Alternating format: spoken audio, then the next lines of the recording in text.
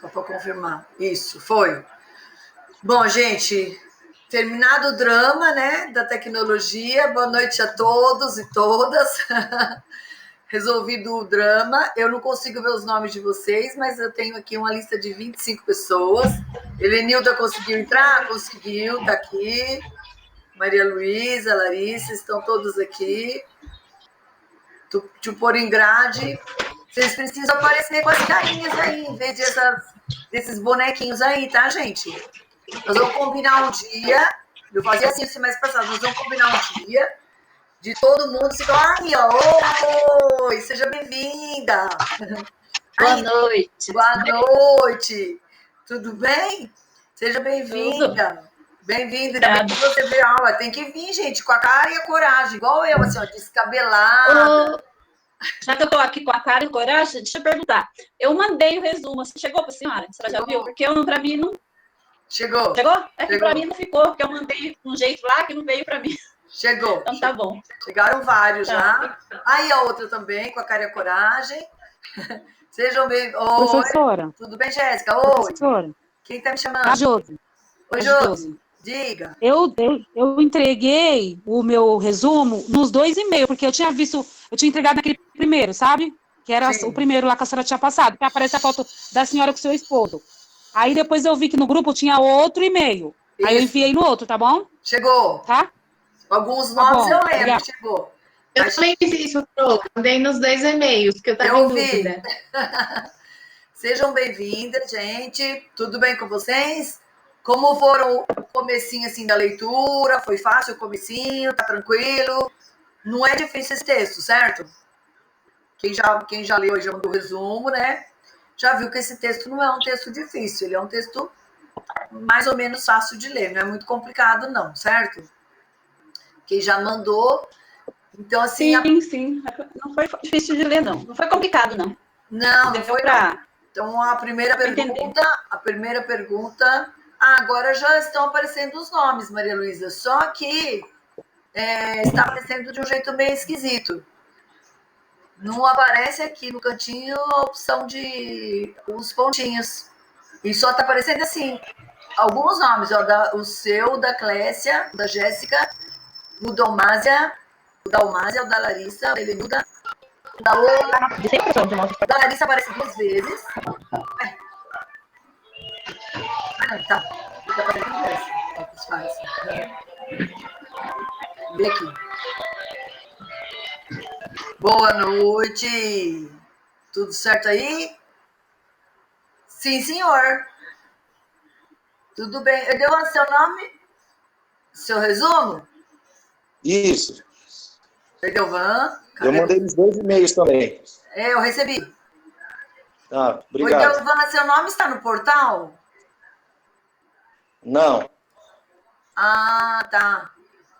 Eu estou resolvendo isso. Tá bom. Tá bom. Porque precisa resolver logo, mas eu já mandei o nome para a secretaria também. A secretaria também vai ver o que está acontecendo, enfim, só para confirmar. Não está mesmo, então, né? Não. Tá. Obrigado, professor. Nada, chegou sim. Bom, então vamos lá. Alguém anotou alguma pergunta do texto? Gostaria de fazer uma pergunta antes da gente começar? Alguma coisa que aí parou no resumo, enroscou no resumo? Tá tudo certo? Todo mundo entendeu tudo do que escreveu? Então não precisamos nem discutir o texto. Podemos ir, fechar tudo e nos divertir, se descansar? O que vocês acham? Todo mundo concorda que a gente pode descansar? Ah, na parte do Vygotsky, quem não enrosca, né? Quem não enrosca? Então, primeiro eu vou fazer um preâmbulo, como eu gosto de dizer, né? A respeito da psicologia do desenvolvimento.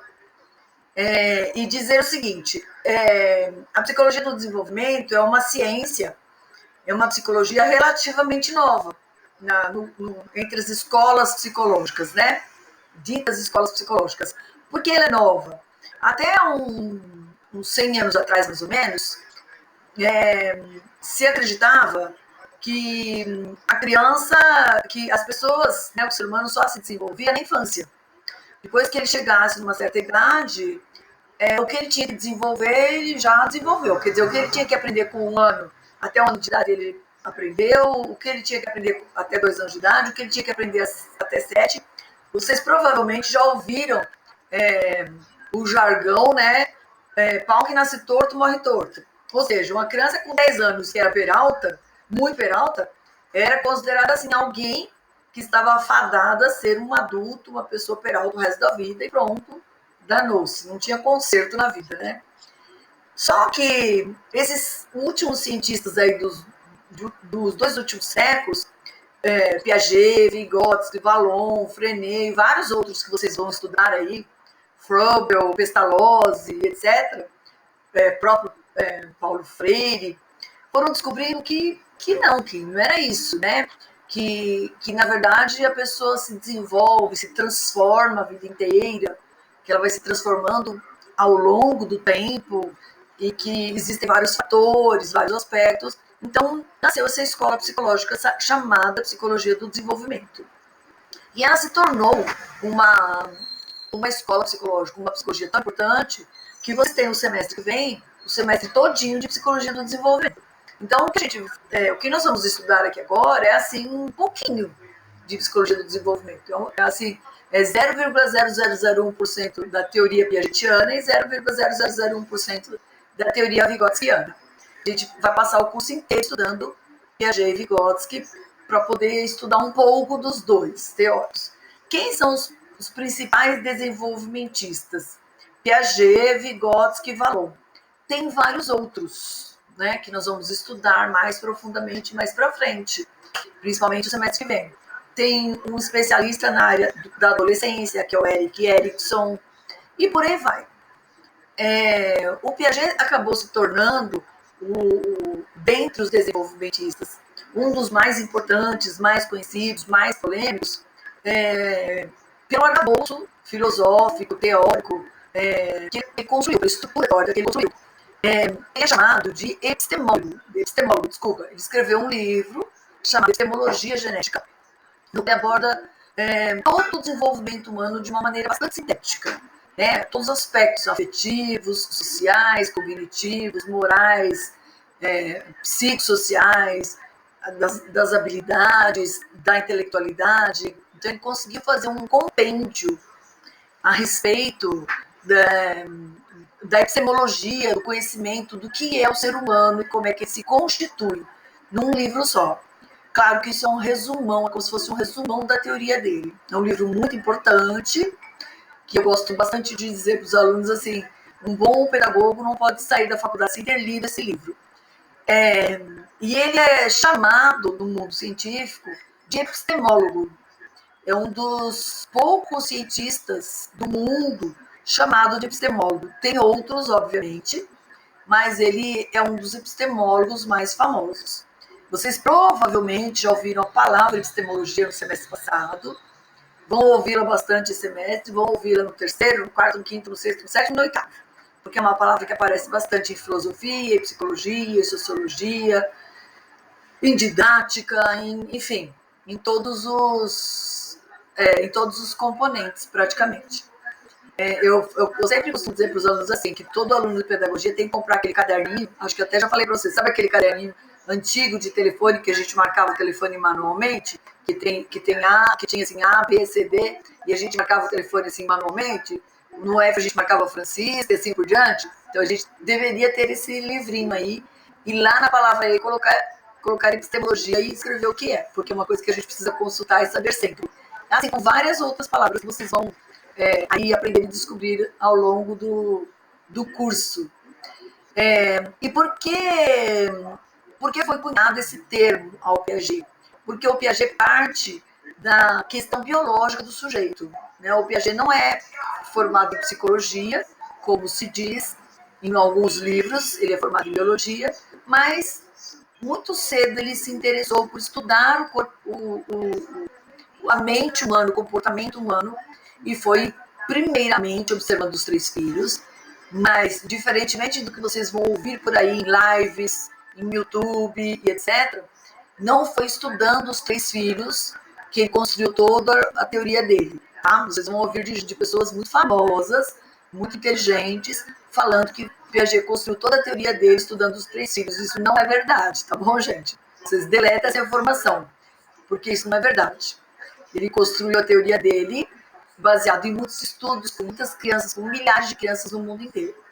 O Centro de Pesquisa Jean Piaget existe lá em Genebra até hoje, recebeu mestrandos e doutorandos e pós-doutorandos do mundo inteiro, e existe lá até hoje em Genebra, na Suíça, e ainda desenvolve pesquisas, tá bom? Então esse é o primeiro mito que é bom quebrar. Nesse texto, a professora Ana Bock traz somente 2 autores de maneira mais profunda, que é o Piaget e o Vygotsky. Ela fala um pouquinho do Brunner, bem pouquinho de alguns outros autores, e no outro texto que a gente vai estudar, ela fala de alguns outros autores. Mas nesse texto em especial, ela fala mais da teoria piagetiana e mais da teoria vygotskiana, que é a teoria chamada interacionista. Vocês vão perceber, ao longo do curso, que sempre que a gente fala uma teoria, aqui o que eu estou falando, o que eu vou falar agora, já é uma questão metodológica, é uma questão de protocolo. A gente costuma dizer, academicamente falando, que é uma questão de protocolo. E sempre que a gente vai discutir uma teoria nova, é comum nós falarmos um pouco da biografia do autor, né? Porque estamos falando à luz de qual teórico. Então, é do Piaget, é do Vygotsky, é do Vallon, é do Froebel, é do Ausubel.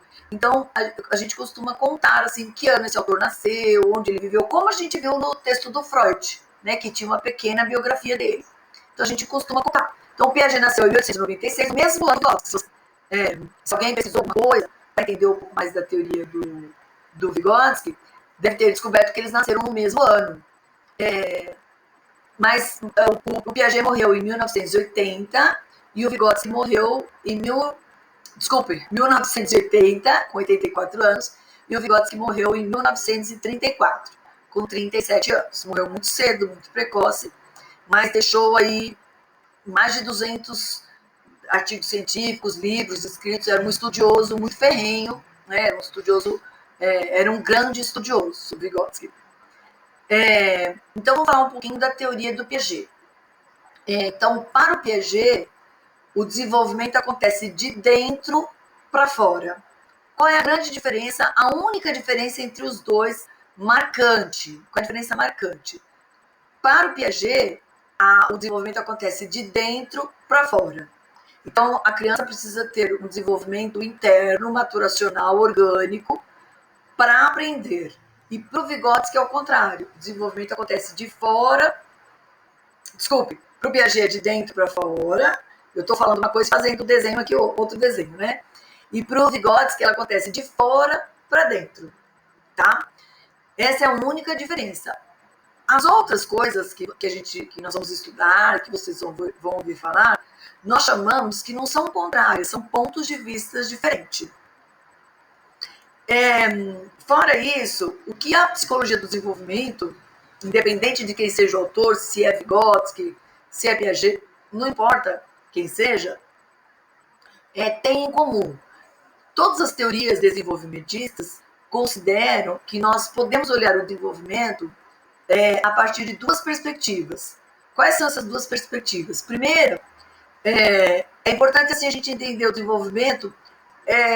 Primeiro, por que é importante a gente estudar o desenvolvimento, né? No nosso caso, né, como educadores, é porque a gente precisa entender o desenvolvimento, o crescimento orgânico corporal da criança, né? Quem for trabalhar com berçário, com educação infantil, né, com bebês, para ver se ele está reagindo bem aos estímulos, se ele está no mesmo nível de correspondência que as outras crianças, porque isso faz parte da educação, né, que nós vamos oferecer à criança. Faz parte da estimulação que a escola oferece à criança. O brincar, o manusear, o se locomover, a parte lúdica do corpo e do movimento, que vocês terão aí uma matéria. Então, a gente precisa conhecer em que nível, em que estágio do desenvolvimento orgânico ela está e como eu posso fazer para desenvolver para aprimorar esse desenvolvimento orgânico. Então, a gente precisa saber isso, né? A gente precisa ter esse conhecimento. E a outra questão refere-se ao desenvolvimento mental. Então, vamos dar um exemplo bem simples.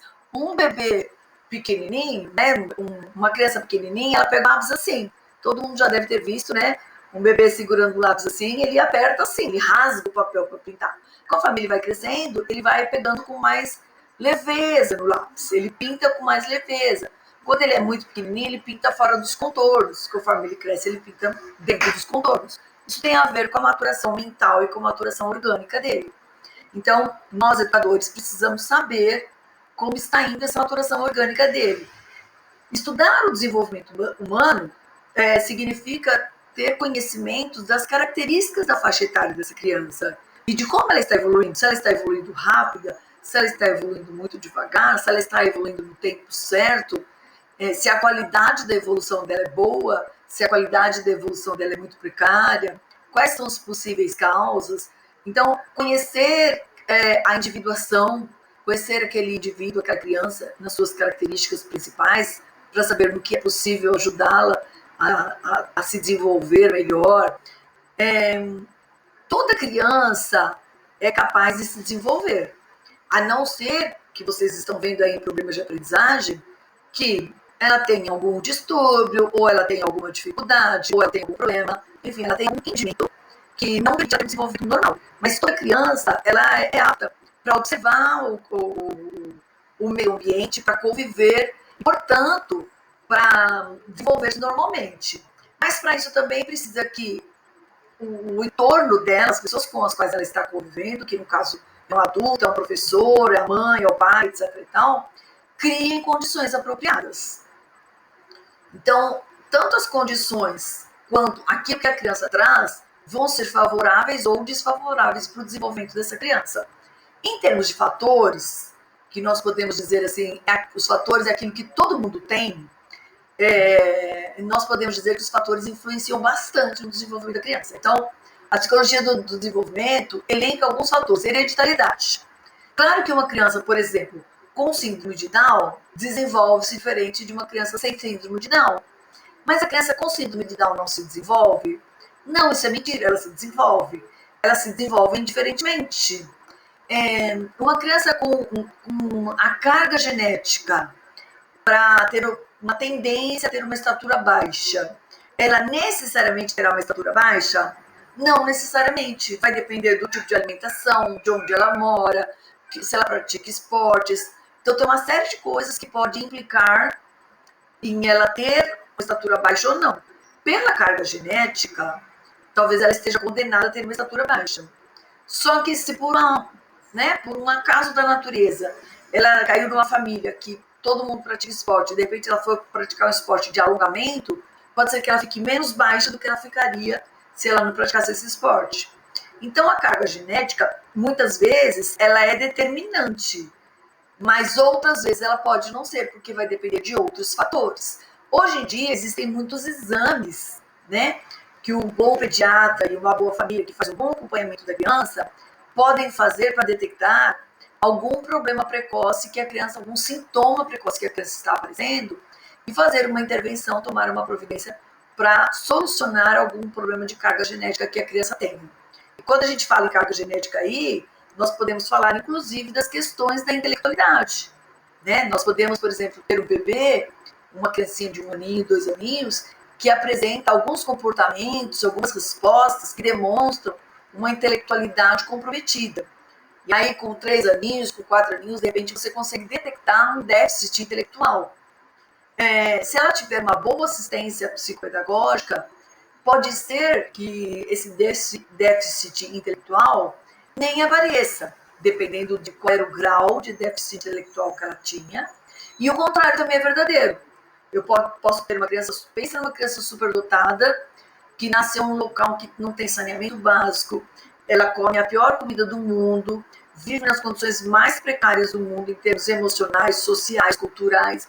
Então, pode ser que aquela intelectualidade dela nem se desenvolva.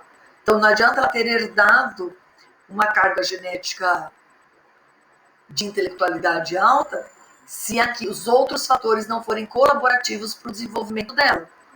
Existem várias pesquisas que demonstram que, tanto na questão orgânica quanto na questão mental, várias medidas podem ser tomadas para mudar o rumo de uma carga genética. ou não. Depende da situação, depende do caso, cada caso é um caso, obviamente, né? Um dos fatores que implicam bastante na questão do desenvolvimento humano é o crescimento orgânico. Então, se a gente pensar numa criança que brinca, que pula, que corre, que vai para uma escolinha, que frequenta um parque, que constrói pipa, que constrói rolemã, que tem uma vida ativa, lúdica, bastante intensa, que lê, e etc., comparado com uma criança que tem uma vida sedentária, que quase não tem atividade esportiva, que vive trancada dentro de uma casa ou de um imóvel que não tem espaço para correr, tem vidas completamente diferentes, é possível que a criança 1 tenha um desenvolvimento melhor que a criança 2. É possível. Por quê? Já está comprovado que a atividade física, ela colabore muito no desenvolvimento mental. Isso para crianças e para adultos. Não é só criança e não é só para adultos. Para todas as idades. Né? Então, é importante que a criança tenha atividades de movimento, tem atividades de locomoção, tem atividades que a gente chama de psicomotricidade. Desenho, rabisque, recorte. A gente vê muitos papais, muitas mamães e muitas prós, né, às vezes fazendo as coisas pelas crianças com a melhor das intenções, né? Mas essa melhor das intenções não é uma boa alternativa para a criança. Mais para frente a gente vai falar sobre isso. Então, por exemplo, a criança apontar e a mamãe falar, bolacha que você quer? A atenção do papai e da mamãe é a melhor do mundo, mas não é uma boa opção, né? Eu vou dar o mesmo exemplo que eu dei de manhã, né? Papais que moram assim, a 10 minutos do shopping, mas preferem ir de carro para o shopping ao invés de ir a pé. E aí vão para o shopping de carro, chega lá no shopping, tira a criança da academia, né? A criança já anda, tira a criança da academia, põe naqueles carrinhos de shopping, a criança anda no shopping o tempo todo dentro daquele carrinho, aí os pais falam, mas é porque senão chega lá, ela corre e foge. Então, corre e foge mesmo, você tem que correr atrás para não deixar ela fugir, né? Enfim, as crianças de hoje estão cada vez mais sedentárias, cada vez mais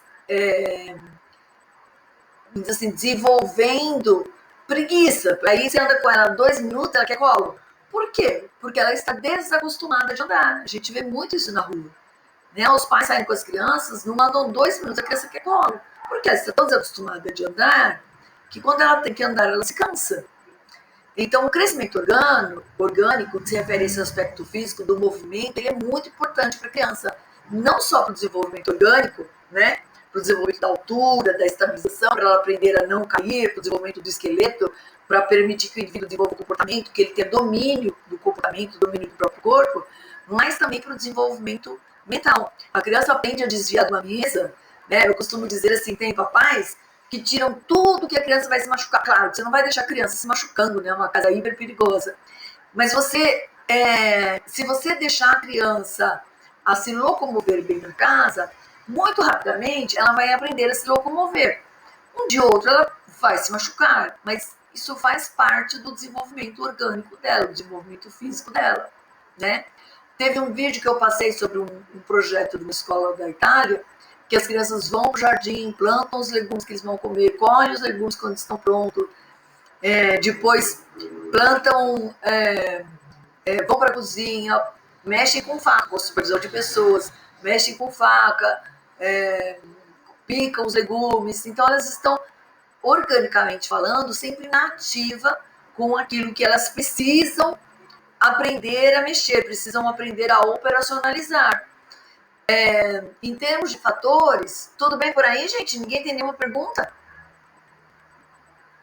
Estão todos acordados? Tudo bem aí? Nenhuma pergunta? A maturação neurofisiológica se refere à questão mental. Então, nós nascemos com determinada quantidade de neurônios no cérebro. E essa quantidade de neurônios, ela vai crescendo, ela vai se fortalecendo. Isso. Uma pergunta aqui. O crescimento orgânico se refere à questão física, né? A criança aprender a subir, descer. Então, assim, tem papais que assim, vão até a ponta da escada, chega na ponta da escada, pega a criança no colo para subir. Não, você tem que pegar na mãozinha dela e subir a escada com ela, descer a escada com ela, ajudá-la a aprender a subir e descer. Porque isso, além de ensiná-la a subir e descer, fortalece a musculatura da perninha dela. É importante ela aprender a subir e descer. Caminhar com a criança todos os dias é igual caminhar com o idoso, é necessário, é importante. É vital para o desenvolvimento da criança. E não é vital só para o desenvolvimento físico, é vital para o desenvolvimento mental. Ela vai aprendendo a pensar, a fazer o que a gente chama, a desenvolver o que a gente chama de sistema corporal. Ela vai aprendendo a se desviar dos perigos, ela vai aprendendo. O que está falhando? É o áudio?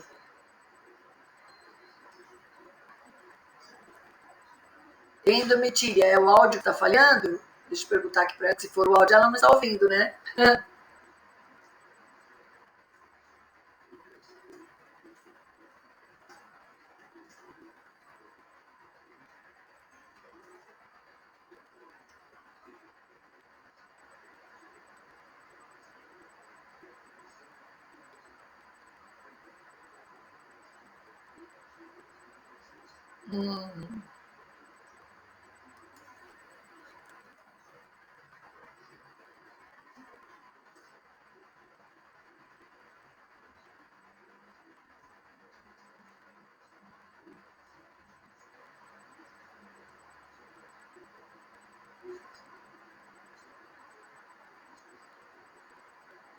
Será que para mais alguém está falhando o áudio?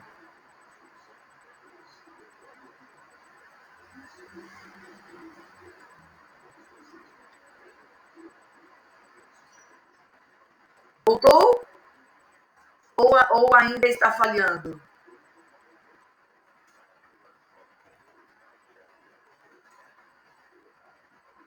Foi isso que aconteceu de manhã. A minha internet deve estar ruim, professora.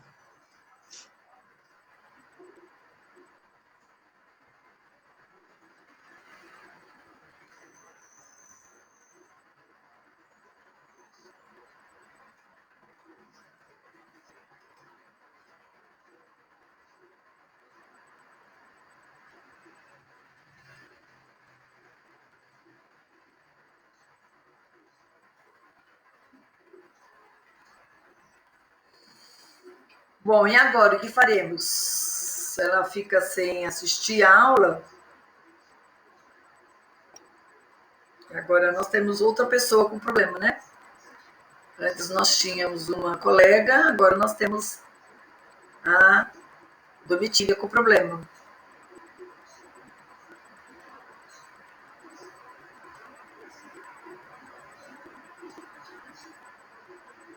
O que faremos agora, meu povo?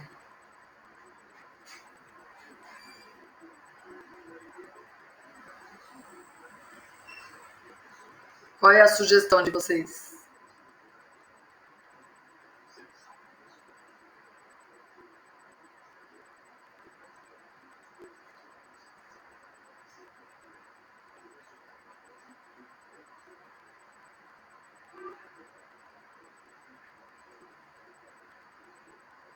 Ok, então vamos continuar, né?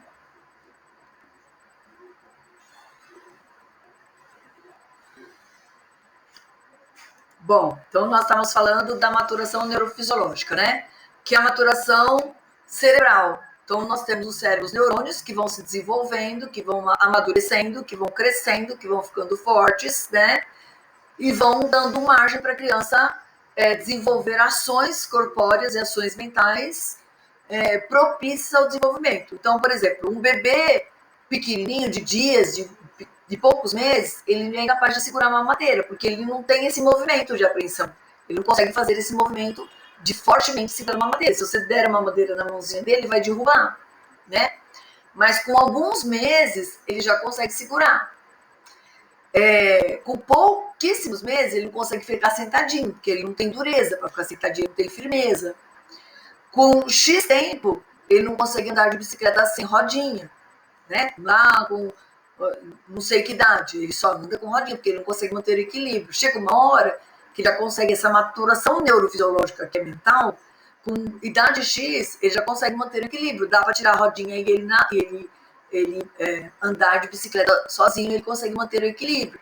Então, conforme ele vai adquirindo essa atuação neurofisiológica, ele vai conseguindo verbalizar, ele vai conseguindo agir, ele vai conseguindo elaborar. Então, uma palavra que ele não conseguia falar inteira, agora ele já fala. Um brinquedo que ele não montava certinho, agora ele já monta. Um quebra-cabeças que ele não conseguia fazer inteiro, colocar as peças direito no lugar, agora ele já faz. Então, no texto, acho que ela traz o exemplo da alfabetização.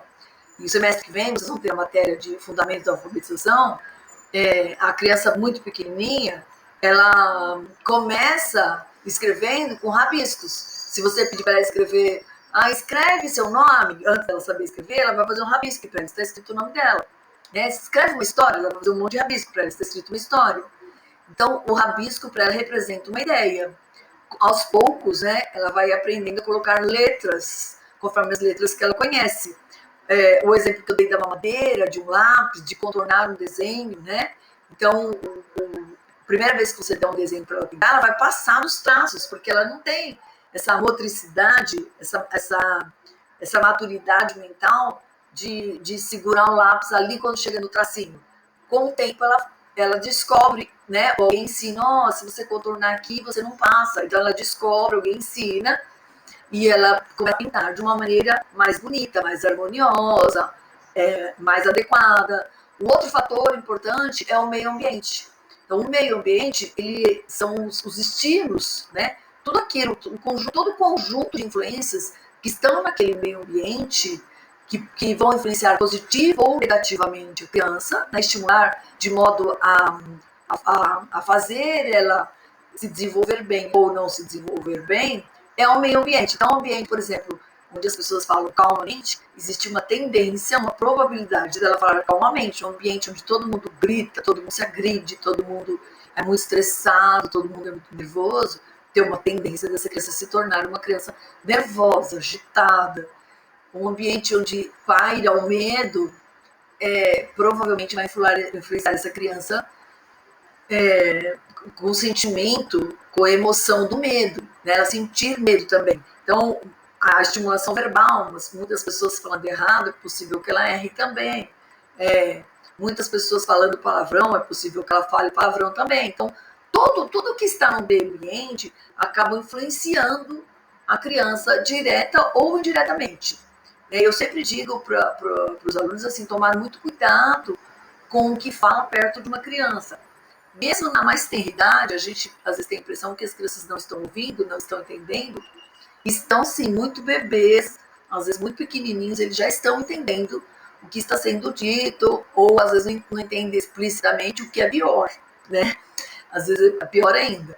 E a psicologia do desenvolvimento fala também dos aspectos, que seria em relação à qualidade do desenvolvimento da criança. Então, por exemplo, o aspecto físico, motor, se refere às questões do crescimento orgânico, né? E a questão da maturação neurofisiológica. Então, lógico, se eu tenho uma criança que come bem, que dorme bem, que brinca bem, que tem uma atividade esportiva, que tem uma vida ativa interessante, é bem possível que ela tenha uma qualidade de desenvolvimento diferente daquela criança que se alimenta mal, que come só um caldo de feijão com farinha, que vive num lugar sem saneamento básico. Então, a qualidade do desenvolvimento físico dela, obviamente que vai ser pior do que aquela criança que tem um crescimento orgânico melhor, que planta, que corre, que joga bola, enfim, que tem um orgânico e uma maturação neurofisiológica, que se alimenta de coisas que são saudáveis, né? Então, o metabolismo físico dela é bom, que vai ao médico frequentemente, que toma as vitaminas necessárias. É claro que a qualidade do desenvolvimento físico-motor dela vai ser melhor. A psicologia do desenvolvimento fala também do aspecto intelectual. E aí vem uma pergunta interessante que eu gostaria de vocês. Né? Tem uma polêmica muito grande na psicologia e uma polêmica muito grande no universo todo. Né? Nós nascemos inteligentes e nos tornamos inteligentes. O que vocês acham?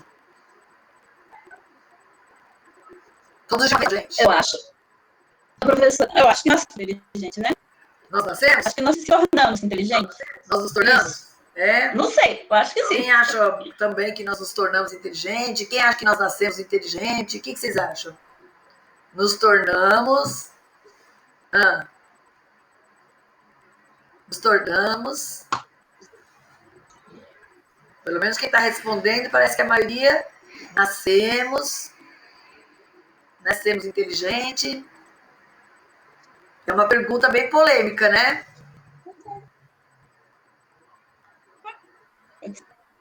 Meio social. Que mais? Quem mais tem opinião? Nascemos, nos tornamos.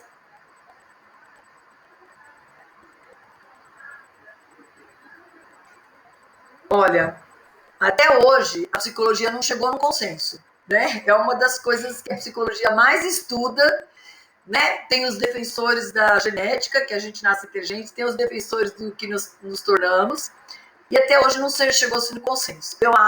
Minha opinião, assim, eu acho que tem pessoas que nascem inteligentes, não fosse isso, não existiam superdotados, né? E nós também podemos desenvolver a inteligência, porque se a gente não pensar assim, não tem sentido a escola, né? A escola não é só uma transmissora de conhecimento e de informação, é também para a gente desenvolver a intelectualidade. Se eu pensar, né? Pense no caso de vocês, que eu vou passar 4 anos estudando e não vou ficar mais inteligente, já pensou, gente? Que horror pensar assim, né? Eu tenho que pensar que eu vou ficar mais inteligente, né? Cada vez mais. Então, o que a maioria das pesquisas tem dito é que quanto mais a gente estuda, quanto mais a gente usa a mente, quanto mais a gente trabalha a mente, mais a gente desenvolve a intelectualidade. Olha que notícia boa. Mas negar também que algumas pessoas nascem com um intelecto diferente é negar, por exemplo, que Einstein existiu. Einstein, com certeza, foi uma criança diferente. É negar que Piaget existiu. Piaget escreveu o primeiro artigo científico dele na vida com 11 anos de idade. Vocês imaginam uma criança com 11 anos de idade escrevendo um artigo científico? Né? E a gente já ouviu falar por aí de muitas crianças precoces, né? Que entram na faculdade com 12 anos, numa faculdade de engenharia, de medicina, enfim, a gente já ouviu vários casos, né? O ano passado, ou retrasado, passou na televisão um caso de uma menina que mora no interior de São Paulo aí, entrou com 15 anos em medicina, enfim, tem vários casos no mundo inteiro, né? De crianças de 12, 13, 15 anos que entram na faculdade, crianças extremamente precoces. Isso tem no mundo inteiro. No Brasil tem várias pessoas, né, inclusive conhecidas com intelecto alto. Então, negar que essas pessoas existem, nós não podemos. Do mesmo jeito que nós temos pessoas com déficit intelectual, né, vocês devem, se não estudar, vão estudar isso aí em problemas de aprendizagem. Do mesmo jeito que a gente tem pessoas com déficit intelectual, nós temos pessoas superdotadas, sim, pessoas que nasceram privilegiadas, né, pessoas que nasceram. Outro dia eu estava assistindo uma entrevista com a Maísa, aquela menininha que é apresentadora no SBT, e aí vi umas reportagens dela pequenininha, né? É impressionante, aquela menina com 3 aninhos, ela tinha, assim, uma desenvoltura no palco que era de uma precocidade muito grande, né? Uma criatividade, uma leveza muito grande. Era impossível treinar aquela menininha com aquela idade para fazer aquilo. Precisaria horas e horas e horas, era muito espontânea, né? Então, sempre foi assim. E aí a gente poderia dar milhares de outros exemplos. Então, o que nós podemos dizer? Que nós temos, sim, pessoas com intelectualidade alta, né? São os famosos superdotados, e os gênios, que são coisas distintas, são coisas diferentes, né? O superdotado, geralmente, é aquela criança que ela é boa em quase tudo. Ela geralmente não é boa só no que ela não gosta, né? Geralmente, assim, se ele é bom em matemática... Eu gosto, quando eu falo do aspecto intelectual, de fazer essa pergunta. Eu acho essa pergunta muito interessante. Eu fiz essa pergunta ontem na educação física, eu acho que ainda gostei. Quem acha o Neymar inteligente? Bota a mão.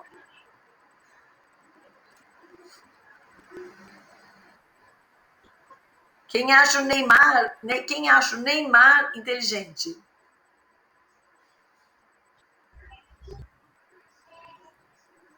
Eu não acho, não. Quem falou aí que eu não ouvi? Não acha? Quem mais não acha? Quem acha? Vou fazer uma votação aí. Eu acho. A Raiane falou, eu acho. A Larissa falou, ele sabe tocar piano. Não. Eu estou em dúvida. Ele pode ser inteligente para algumas coisas, né? Para o futebol mesmo, ele é muito inteligente para jogar bola. Agora, para as outras, a gente não sabe. Vai saber. Inteligente e habilidoso. Para correr, é só ter uma perna boa. Oxi. Quem tá falando aí que eu não tô conseguindo ver? Ah, a Domitília, né? Certo.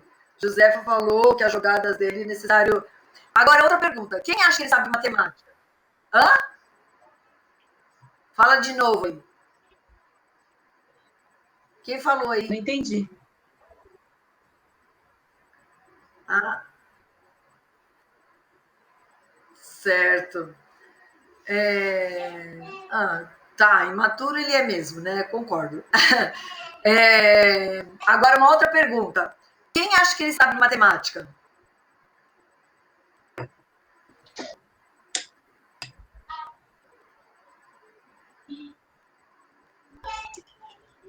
Rayane respondeu deve saber. Pode ser que sim, né? Deve saber. Quem mais Deve acha que ele saber, sabe matemática? O Márcio acha que ele sabe matemática? Acho que deve saber um pouco, né? Quem mais acha que ele sabe matemática? Fala aí para mim. Patrícia também acha que ele sabe matemática. Não aparecendo, não. Só vocês duas acham que ele sabe matemática?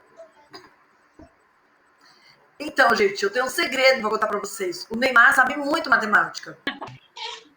E eu vou argumentar. Ele talvez não saiba que sabe, mas ele deve saber que sabe, porque essa altura do campeonato da carreira dele, provavelmente alguém já contou isso para ele. Tem um teórico que a gente vai estudar mais para frente, chamado Howard Gardner. É um teórico que fala sobre inteligências múltiplas. Já ouviram falar? Então ele diz o seguinte, já ouviram falar disso? Inteligências múltiplas? Eu já. Então ele diz o seguinte, que nós todos temos várias inteligências. Nós temos inteligência musical, nós temos inteligência linguística, nós temos inteligência lógico-matemática, nós temos inteligência intrapessoal, interpessoal, enfim. Isso aí são várias matemáticas. Acho que para ser tão rico como ele, de alguma forma, tem que ser inteligente. Então, mas eu estou focando na matemática. Então é o seguinte, gente, o Neymar, ele sai com a bola aqui e ele sai daqui do campo adversário, né, que acabaram de fazer um gol, ele tomou um gol, e ele tem que ir lá para o outro lado fazer o gol, né, no outro lado, porque aqui está o goleiro do Brasil, o goleiro do outro lado está do outro lado, está lá na outra trave, né. Então ele sai correndo. Chega uma determinada hora, ele tem um outro jogador do Brasil, vários jogadores do Brasil, um aqui, em outros lugares. Sem nem saber que ele está fazendo matemática, gente, ele tem que calcular velocidade, ritmo, direção, ângulo, probabilidade, tudo isso é matemática. Então, por isso que a educação física é importante para a criança no sentido mental. Quando ela desenvolve a motricidade, o corpo em movimento e a educação física, o esporte, ela está desenvolvendo mentalmente. Para jogar uma bola no cesto de basquete, ela precisa fazer um cálculo. O cálculo de força, quando eu dou aula de educação física, eu dei essa mesma aula ontem, eu usei esse mesmo exemplo. Se você vai ensinar uma criança a sacar, e a criança sacou e a bola foi muito longe, ao invés de você dar a resposta pronta e dizer, você errou, você tem que fazer a criança pensar, bom, essa bola, o que aconteceu com essa bola? A criança tem que responder, ela foi muito longe. Por quê? A criança tem que chegar na resposta porque eu pus muita força, pus pouca força. Isso é cálculo, é matemática. E o Neymar faz isso, ele calcula ângulo, probabilidade, direção, força, velocidade, probabilidade, tudo isso ao mesmo tempo, em milésimos de segundo ele tem que fazer isso. Então ele não sabe que ele faz isso matematicamente, mas para o trabalho dele, ele tem que fazer. Então ele tem uma inteligência que a gente chama na psicologia de lógico-matemática muito grande. Que se o professor de matemática tivesse desenvolvido quando ele era criança, ele provavelmente seria melhor jogador ainda. Se esse professor tivesse desenvolvido a matemática dele, ele seria melhor jogador ainda do que ele é. Então, nós todos temos essas inteligências, né? Linguística, matemática, interpessoal, intrapessoal. Então, o aspecto intelectual, que a psicologia do desenvolvimento coloca, nós todos temos. Só precisamos desenvolver. Se refere ao quê? A nossa capacidade de pensamento, de raciocínio. E é por isso que a gente tem que levar a criança a desenvolver essa capacidade de pensar, de raciocinar, e não uma resposta pronta para ela. Né? Se você dá a resposta pronta para ela, você poda essa criança de raciocinar. Então é importante que ela tenha uma participação mais ativa na construção do conhecimento, no desenvolvimento dela. Essa é a base da teoria piagetiana. Os desenvolvimentistas também falam do aspecto afetivo emocional, que se refere às emoções, ao modo particular com que nós vivemos as experiências. Alguém aqui gosta de abraço? Quem gosta de abraço? Fala eu aí. Eu gosto. Só eu, a Maria Luísa, a Almásia, só nós três. A Cláudia, a Sandra, a Joyce, a Amanda. Muito bem, então nós vamos fazer a Patrícia. Eu amo. Aí, ó, eu amo. Helenilda, muito bem. Tem gente que não gosta, você sabia disso? Né? Sabe aquela pessoa que não aprendeu a abraçar desde criança? É o jeito que ela tem de se afetar. O aspecto afetivo emocional, ele começa a se desenvolver na criança desde bebê. Por isso que é importante, desde muito bebê, a gente ir ensinando a criança. Você quer falar? Alguém quer falar alguma coisa? Não? Eu quero falar. Fala. Professora, Oi. então, eu fui criada, assim, eu comecei a gostar de abraço, porque eu não tinha isso em casa. Minha mãe nunca me abraçou, eu fui criada assim. Então, na faculdade, nós vamos te abraçar, abraço, então. Não, eu estou falando, mas eu aprendi. Agora eu aprendi com a vida, com a minha família, com os meus filhos, meus netos, a gente vai aprendendo, né, dar afeto. Mas eu não tinha isso não em casa. Minha mãe nunca abraçou a gente, nem beijou. Nem eu e meus irmãos, nunca vi. Mas ela gostava sim, mas ela não tinha isso, ela não dava isso. Então, eu fui aprendendo depois, minha família que fui aprendendo a gostar, a abraçar, porque até pouco tempo atrás aí eu não gostava muito, não. Eu era meio arredia. As pessoas... Agora eu já gosto. As pessoas antigamente abraçavam menos, né, os filhos. Então, tinha menos esse costume, né, do que hoje. Mas tem criança que até hoje, né, é o jeito dela. Tem criança que adora abraçar, beijar. E tem criança que não, é o jeito dela. Hoje se abraça mais. Então, o aspecto afetivo da pessoa é de um jeito. Tem gente que é beijoqueira, né? Eu costumo dizer assim, na sala de aula presencial, eu gosto de brincar assim com os alunos, né? Falo, olha, só tem direito a dar beijo de chegada quem chega até o horário tal. Porque às vezes a gente está no meio da discussão, a pessoa chega assim, 30 minutos atrasada, a gente está no meio da discussão, a pessoa chega dando beijo em todo mundo, quer dizer, praticamente para a aula. Eu falei, não, só pode dar beijo de chegada, quem chega atrasado tem que chegar bem escondidinho, você tá lá no fundo, fica quietinha. Não pode ficar dando beijo em ninguém, né? Eu costumo falar brincando. Mas a pessoa beijoqueira, ela não aguenta, ela chega e vai beijando todo mundo, né? Não importa, você pode estar na maior discussão filosófica do mundo, que a pessoa chega beijando todo mundo. Então, é o jeito de cada um. Então, agora, para a criança, é muito importante essa questão afetiva emocional. Por quê? Porque ela ainda está desenvolvendo as questões afetivas emocionais. Então, para ela, assim, o medo, não é um medinho, que nem nós temos que fazer uma coisa, mas a gente fica falando, não posso demonstrar que eu estou com medo. Né? A criança ela não sabe esconder que ela está com medo. Quando ela está com medo de uma coisa, por exemplo, ela começa... Eu vou dar o mesmo exemplo que eu dei de manhã, que é um exemplo clássico. Você já deve ter ouvido essa história.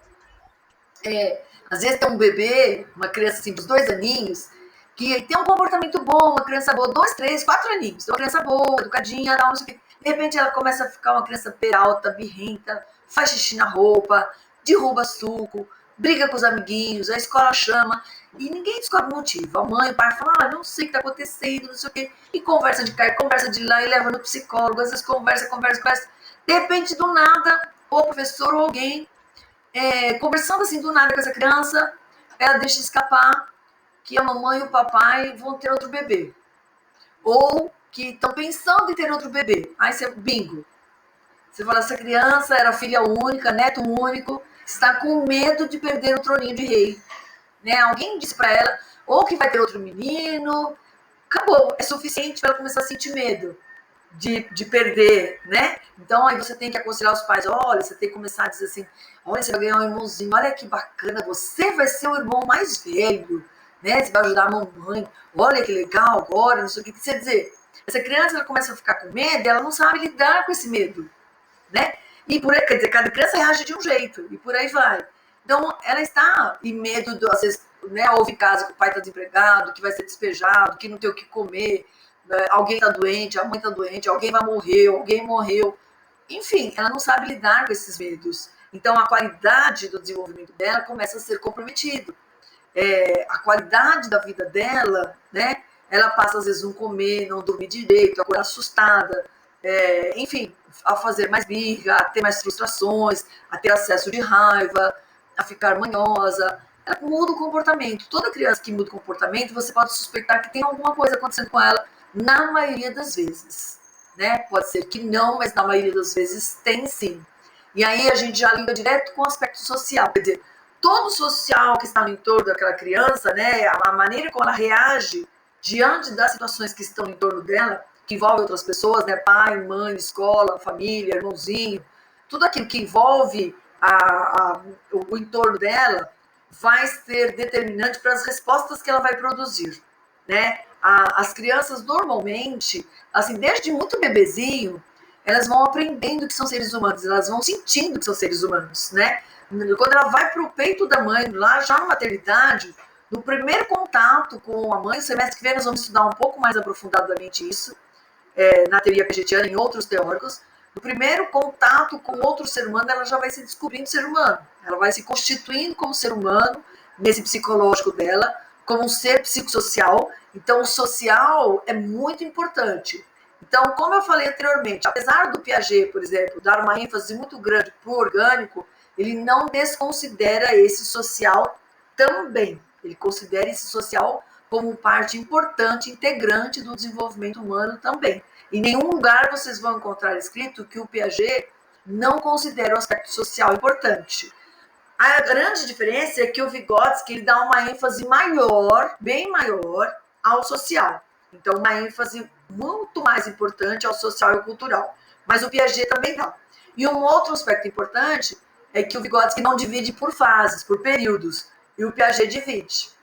Então, o Piaget divide o desenvolvimento por período, assim, de 0 a 2 anos, né, o período sensório-motor, de 2 a 7 anos, que seria hoje, mais ou menos de 2 a 6 anos, o período pré-operacional, depois, dos 6 a 7 anos, aproximadamente 11 anos, o período operacional, que seria o equivalente nosso ao ensino fundamental 1, depois o período formal e juventude. Claro que essa divisão por idade, ela varia de cultura para cultura, né? Você pega aquela descrição de características que ele coloca, isso é muito variável de cultura para cultura. Você pega uma criança de uma zona urbana, ela faz coisas que a criança da mesma idade na zona rural não faz. Mas a criança faz coisas que a criança da zona urbana não faz. Você pega uma criança dos Emirados Árabes, ela faz coisas que a criança aqui da América Latina não faz. E o contrário também é verdade. Então, isso varia. Obviamente, de cultura para cultura. Então, o primeiro período, segundo o Piaget, é o período operacional. Desculpa, o período sensório-motor. Por que ele chama sensório-motor? Do 0 aos 2 anos, o que coloca a criança no universo, no mundo, em princípio, são os 5 sentidos. Né? Então, ela conhece o mundo pela visão, né, que ela começa a ter, pela percepção visual que ela tem das pessoas e das coisas, pela audição, então os 5 sentidos, pelo paladar, pelo tato, pela audição, pelos 5 sentidos. Ela começa a perceber o mundo, a perceber, conhecer os cheiros, por isso que ela conhece o cheiro da mamãe, quando troca de cola ela chora, a conhecer as pessoas pelo tom de voz, a conhecer os sabores. Então, o primeiro sabor que ela experimenta geralmente é o leite materno, depois é a água, em seguida já é água, já é o chazinho, já depois é o suquinho, depois é a fruta, depois é a sopinha, e assim vai. Então ela vai experimentando sabores, ela vai desenvolvendo o paladar. É o amargo de um remédio, né, que geralmente é doce de criança. Então ela vai experimentando vários paladares e vai desenvolvendo o paladar. Ela vai conhecendo vários ambientes e vai desenvolvendo a percepção visual. Ela vai tocando nas coisas e vai desenvolvendo o tato, né? O que é macio, o que é grosseiro, o que é grosso, o que é fino. Ela começa a engatinhar, o que é áspero, o chão. Ela vai desenvolvendo o tato, o que é quente, o que é frio. Então, ela vai conhecendo o mundo através dos 5 sentidos, por isso que chama sensório. E por que motor? A criança com um dia de nascimento, ela é absolutamente passiva, imóvel, né? Mas com 2 aninhos, que termina esse período, ela já é bastante participativa. Ela começa rolando, depois se arrastando, depois engatinhando, depois se levantando e depois andando. É importantíssimo que a criança passe por todas essas etapas, preferencialmente por todas as etapas. Vocês vão aprender no semestre que vem, Fundamentos da Alfabetização, que engatinhar é fundamental. Claro que se a criança engatinhou, ela vai ter problema? Não. Mas engatinhar ajuda a criança a desenvolver uma lógica para o pensamento. Então, engatinhar ajuda a criança a desenvolver a motricidade. Então, é importante deixar engatinhar. Aqueles andador, gente, nem pensar, né? E vocês vão trabalhar em escolinhas que colocam as crianças em andadores, em chiqueirinhos. Foi muito engraçado. No mês passado, uma aluna falou assim para mim: professora, na escola que eu trabalho, eu tenho um chiqueirão. Eu falei: o que é um chiqueirão? Um chiqueirão, eles fizeram um chiqueiro do tamanho da sala, assim, é de montar e desmontar. Sabe, um chiqueirão do tamanho da sala? Eu falei: gente, qual é a vantagem de fazer um chiqueirão do tamanho da sala? Deixa as crianças na sala. Não, eles fizeram um chiqueirão praticamente do tamanho da sala, um pouquinho menor do que a sala só, né? E deixaram as coisas perigosas fora do chiqueirão. Falei: qual é o objetivo? Para deixar as crianças presas, né? No chiqueirão. Eu não sei qual é o sentido disso, né? Mas tudo bem. Não consegui entender por que uma escola faz isso, né? Mas, enfim, ainda tem isso, né? Então, qualquer tipo de chiqueirinho ou de chiqueirão, não sei como que nome tem isso, lá com certeza deve ter outro nome, né, na escola, é imitador do movimento da criança. A criança tem que ter movimentos livres, né? Ela tem que estar livre para caminhar. Então, esse período é marcado por um grande crescimento perceptivo motor, tanto perceptivo quanto motor. A criança se movimenta bastante. É importante que ela termine esse período, né, chegue nesse segundo aninho de idade com a motricidade, o desenvolvimento motor bem aprimorado. Né? Ela já seja capaz de pegar as coisas com certa segurança, ela seja capaz de segurar uma colher. Importante que a criança nessa idade já coma sozinha, mesmo derrubando muita comida ainda, fazendo muita sujeira ainda. É preciso estimulá-la a comer. Eu vejo muitos alunos contando, né? Tanto muitos papais e mamães vão comer na criança até não sei que idade. Eu nem vou falar a idade nenhuma aqui, porque eu sei que tem papais e mamães na sala e eu não quero ninguém dormindo na pia. Hoje ninguém dormindo no telhado para se autopunir, tá bom? Mas eu sei que tem papais e mamães que dão comida na boca até não sei que idade, com medo de que as crianças não comam. Né? Então, a pergunta que não quer calar é a seguinte, gente. Vocês já ouviram falar de uma criança que, tendo comida em casa, morreu de fome? Vocês ouviram falar disso já? Provavelmente não, né? Gente, deu nosso horário. Vocês preferem ir direto ou... Tudo bem, irmos direto?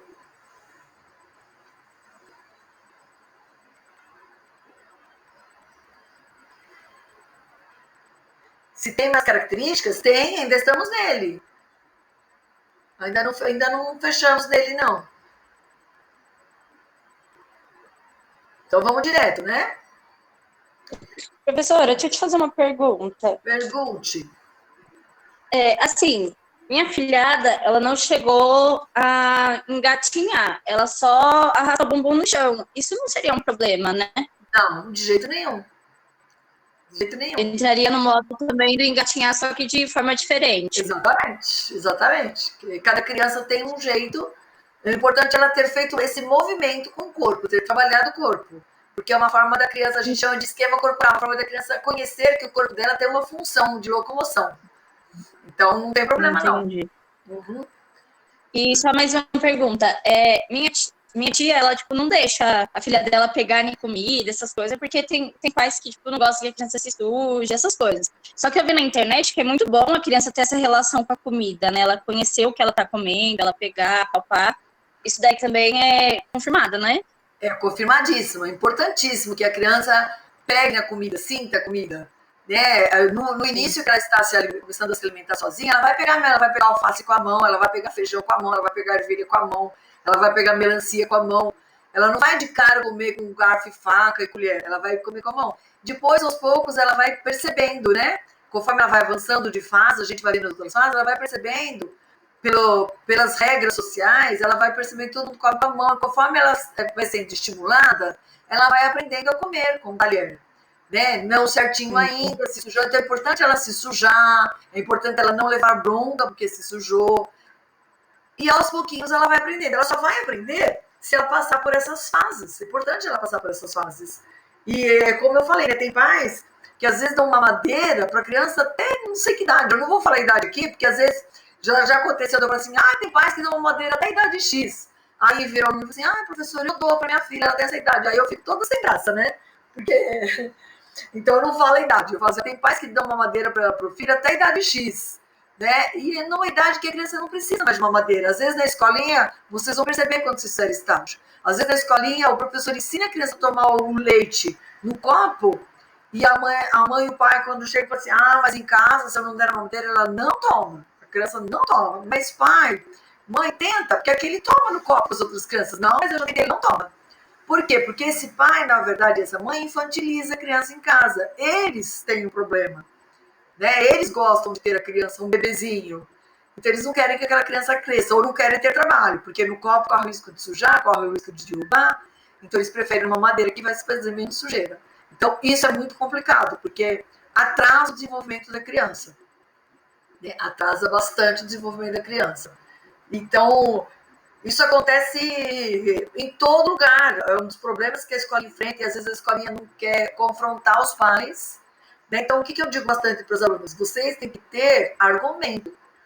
Olha, sentar com os pais, olha, sabe por que é bom? Porque aí vai desenvolvê-lo melhor, ele vai ganhar autonomia, isso vai refletir quando ele tiver 7, 8 anos, essa criança vai ganhar confiança, porque é verdade, não é balela isso. Né? A gente fala assim, dá a impressão que você está jogando conversa para cima dos pais, não é isso. Na criança com 2 aninhos, a gente vai falar, eu costumo trabalhar isso no 4º semestre, de fundamentos sociais. Você está trabalhando a autoconfiança dela, a autoestima dela. Então, quando ela termina, você fala assim, olha, você comeu sozinha. E quando ela começa a falar, ela fala assim, eu papei sozinha, eu comi sozinha, você viu? E isso eu vi. Então, você está trabalhando o psicológico dela.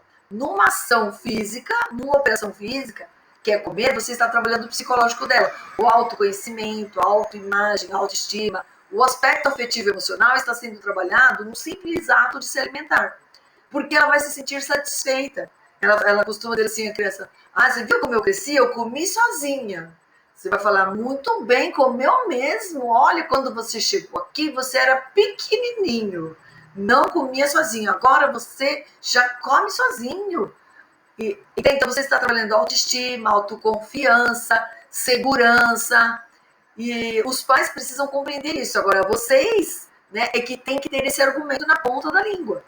Para convencer os pais de que é muito melhor investir um tempo agora para que essa criança com 7 anos tenha essa autoconfiança, para que essa criança com 15 anos tenha essa autoconfiança, para não ficar um adolescente inseguro, né, um jovem inseguro, porque é isso que acontece muitas vezes, né? Quanto mais esses pais infantilizam as crianças, mais inseguro esse jovem, essa criança será lá na frente, com 7, com 8, com 10, com 15 anos, e pode virar até um adulto inseguro, digamos assim, né? Porque aí no aspecto, ainda no período sensório-motor, fala do desenvolvimento cognitivo. Então, os hábitos começam a ser desenvolvidos nessa idade. Você já começa a ensinar a escovar dentinho, você começa a ensinar regras de guardar brinquedo. Uma criança de 2 aninhos, ela não vai guardar certinho os brinquedos na caixa, mas você já pode ensinar ela que os brinquedos devem ser guardados na caixa. Então, o Piaget chama isso de habituação. Né? Você está desenvolvendo o que a gente chama de habituação, desenvolvendo hábitos. Ela não vai escovar, se você deixar ela escovando o dentinho sozinha, ela não vai escovar certinho. Ela não vai escovar 15 vezes para a direita, 15 vezes embaixo, 15 vezes atrás, 15 vezes para a direita, para a esquerda, 15 vezes, né, para frente, 15 vezes atrás. Mas ela está desenvolvendo o hábito. Depois de comer, eu tenho que escovar o dentinho. Então, o Piaget chama isso de habituação. Quando que eu começo a ensinar isso? Hoje se fala muito que as crianças estão muito desregradas, estão muito isso, estão muito aquilo. Estão desregradas porque nós, adultos, não regramos. E sempre eu gosto de enfatizar que quando a gente fala de regra, não é colocar a criança no exército, gente. Mas assim, criança precisa de regras. Qual é a hora que a criança tem que dormir? Né? Cadê o povo que tem filho aí? Horário X. Eu não vou falar horário também, porque outro dia eu falei horário e uma aluna falou, professora, meus filhos dormem bem mais tarde que isso. Misericórdia. Porque eu e minha grande boca. Quem tiver o livro Eu e Minha Grande Boca, me dá de presente, tá, gente? Porque eu não posso julgar, né? Cada um tem seus costumes. Mas que horário a criança tem que dormir? Horário X. Quem determina isso? São as crianças? Não, são os pais. Quem determina qual horário que a criança dorme? São os pais, não são as crianças. Quem determina o que a criança vai comer? São os pais, né? Uma vez eu fui falar isso numa sala, e uma aluna tem, né, que ela já se formou, mas ela tem 3 filhos. Gente, quem determina qual é a mistura que se vai comer na refeição aquele dia é quem vai fazer a comida. Então, se você fez arroz, feijão e abobrinha, é arroz, feijão e abobrinha que se vai comer. Então, um filho não gosta de abobrinha, outro filho não gosta de hambúrguer, outro filho não gosta de bife, outro filho não gosta de ovo. Aí você fez ovo para fazer bife para um. Ah, professora, na minha casa é assim. Quando eu faço uma coisa não gosta, aí eu faço frito bife para um, hambúrguer para o outro, batatinha para o outro, e misericórdia. Serou barman, ou melhor, mestre cuca da sua casa, e você só fica fazendo, tá errado.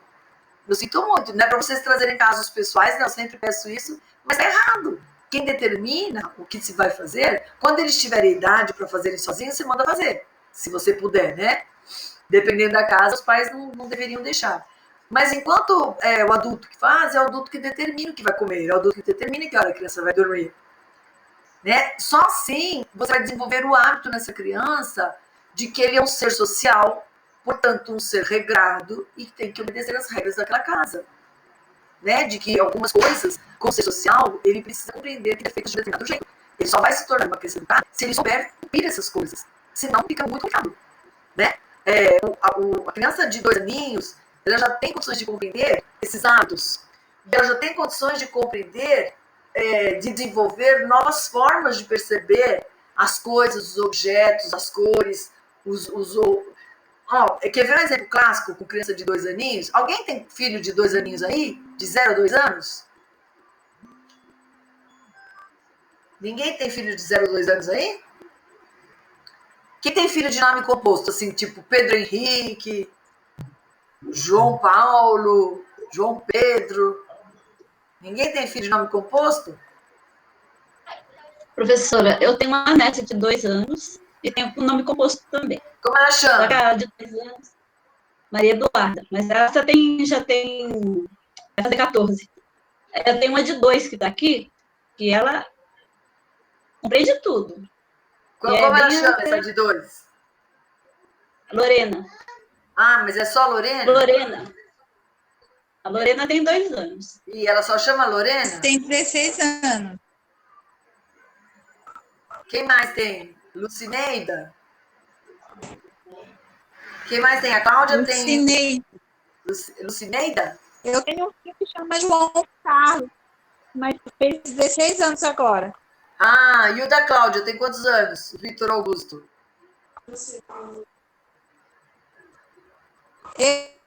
Eu 42. 17. E o a sobrinha da Beatriz chama Ana Isabelle, né? Então, isso, pro Ana Isabelle. Como que vocês chamam a Ana Isabelle normalmente? Chamam de Aninha, de Isabelle? Como que é que vocês chamam? Então, assim, na verdade, é difícil a gente chamar ela pelo nome, né? A gente colocou o apelido nela de gordinha desde quando ela era bem nenenzinha. Aí, de vez em quando, a gente chama de Isa, às vezes chama de gorda. Aí tá até hoje, assim, gorda ou Isa? Mas enquanto vocês estão bravos com ela, como é que vocês chamam ela? Ana Isabelle. A minha irmã chama Ana Isabelle. Então, 99,9% dos pais, mais especificamente as mães, tem filhos de nome composto, por exemplo, João Pedro chama de Joãozinho, Pedro Henrique chama de Pedrinho. Mas quando essa mãe está brava, ela chama Pedro Henrique. Essa criança de 2 aninhos, quando ela ouve Pedro Henrique, o que ela faz? Ela se esconde. Porque ela já sabe que a mãe está brava. Concordam comigo? Então ela já sacou, porque a mãe chama assim ela de Pedrinho, Joãozinho, Ana Cláudia, Aninha, Beli. Aí quando chama Ana Isabelle, ela já descobriu que eu derrubei o suco. Né? Então, o que essa criança desenvolveu? Uma percepção das coisas. Criança desenvolve isso, gente, muito cedo, muito precocemente. Né? Muito rapidamente a criança desenvolve isso. É a percepção dela que muito cedo começa a se desenvolver. Por isso que é importante a gente trabalhar a percepção da criança. Não é só a percepção dos objetos, percepção visual, percepção auditiva, percepção do paladar, mas é a percepção como um todo, é a autopercepção. É aquela brincadeira de colocá-la no espelho. Sabe aquela brincadeira de brincar assim com fraldinha de achou? Sabe aquela brincadeira que criança gosta? O bebezinho gosta de achou? Segundo Piaget, A criança de 0 a 2 anos, uma coisa que ela não está vendo, para ela não existe. É por isso que quando ela derruba o brinquedo vai para debaixo da cama, ela começa a chorar. É por isso que quando ela vai para a escolinha e a mamãe some da vista dela, ela começa a chorar mais ardentemente. Porque para ela, aquela mamãe que foi embora, não existe. E aí, o que essa pro tem que fazer? Fala assim para ela, olha, a mamãe foi embora, mas agora a gente vai brincar, vai tomar suquinho, vamos assistir o desenho, tomar banhinho, e aí a mamãe vai chegar. Então, quando você conta isso para ela, ela tem a sensação que vai passar rápido. Aí ela chora, né, de novo, e você fala assim, não, agora a gente vai tomar banhinho, vai brincar, e depois a mamãe vai chegar. Então, conforme vai passando os dias, ela começa a se habituar com, tomei o lanchinho, ela pergunta, a mamãe vai chegar? Então, aquele choro vai passando. Não vai passando porque ela se acostumou, vai passando porque ela se habituou que mamãe não deixa de existir. Mamãe continua existindo. Antes já, porque ela achava que mamãe tinha deixado de existir. Agora, o texto fala o conceito de presente ausente. Agora ela compreende que aquilo que sumiu dela não deixou de existir, continua existindo. Tanto é que com 2 aninhos, se um brinquedo cair da mão dela e for escorregar debaixo de um sofá, por exemplo, ela vai pegar um rodo, uma vassoura e vai puxar o brinquedo. Porque ela já desenvolveu a consciência de que aquele brinquedo continua existindo. Então, essa ideia de existência tem a ver com a percepção visual, que ela vai desenvolvendo conforme a maturação neurofisiológica dela vai desenvolvendo também. Então, a ideia da escolinha, da criança se acostumando aos poucos, é por isso, né? Vocês, pedagogas, têm que saber isto, né? Então, tem que contar essa historinha. Olha, vamos tomar banho, você tem que dar um plano de aula para o bebê. Entendeu? Nós vamos brincar, depois a gente vai desenhar, depois a gente vai assistir desenho, depois a gente vai dançar, depois a gente vai não sei o quê. Aí a mamãe vai chegar. Ela não tem noção temporal. Vocês, quando estudarem a BNCC, ela fala sobre isso. Então, você está desenvolvendo nela a noção de tempo. Ela não tem ainda. Então, quando você fala isso, para ela é rápido. Você falou assim em segundos, né? Então, ela só gravou, aí a mamãe vai chegar. Aí ela para de chorar. Daqui a pouco ela vai chorar de novo. Você fala assim, não precisa chorar, porque agora a gente vai brincar, a gente vai tomar suquinho, depois nós vamos ter desenho, e aí a mamãe já vai chorar. Percebe? Então, nessa idade, você precisa ir contando essa história, para ela se acostumar com a ideia de que mamãe continua existindo, porque ela está chorando, porque ela pensa que mamãe deixou de existir. Compreende a importância disso? Pode falar. Professora, assim, minha sobrinha, ela fez 2 anos agora em fevereiro, né? E era a época que ela ia começar a escolinha, essas coisas. Ela acho que foi 1 ou 2 semanas e parou. Então, ela ainda não teve o tempo de desenvolver a parte de compartilhar, de dividir. Às vezes, ela vem aqui em casa, ela fica brigando com as crianças, assim, dos meus primos que vêm também, porque ela não sabe dividir brinquedo, não sabe dividir nada, sabe? Tudo que ela pega é dela, ela quer bater, quer brigar. Eu não sei como fazer ela dividir, porque por mais que sente, converse, ela ainda não aprendeu ainda como dividir. Por isso que esse período de socialização é importante, né? Essa fase da socialização é importante. Tem que ter muita paciência, muita persistência, muito diálogo, fazer ela experimentar as coisas. Mas é difícil. A escolinha tem um papel importante por causa disso, né? Essa maturação nesse primeiro período aí, ela ajuda bastante a criança, esse período de socialização. Porque a gente fala assim, é birra, a criança dá muito trabalho, porque é difícil para a criança também. A gente não consegue... por isso que é importante vocês conhecerem isso, para saber que a gente pensa que tudo acontece muito naturalmente. Acontece sim, mas também no universo ali na cabecinha da criança, é difícil essas superações, né? Dividir as coisas, uma coisa que ele não... a professora Ana Bock coloca aí uma característica que o PG descreve nesse período da criança, ela, em termos de desenvolvimento afetivo e emocional, ela ainda apresenta muito as emoções muito primárias, o medo, por exemplo. Então, tudo para ela é muito medroso. A criança tem medo de Papai Noel, tem medo de galinha, né? E tem sempre aqueles primos que faz brincadeira sem graça, né? Igual o livrinho, igual a revistinha da Mônica, né?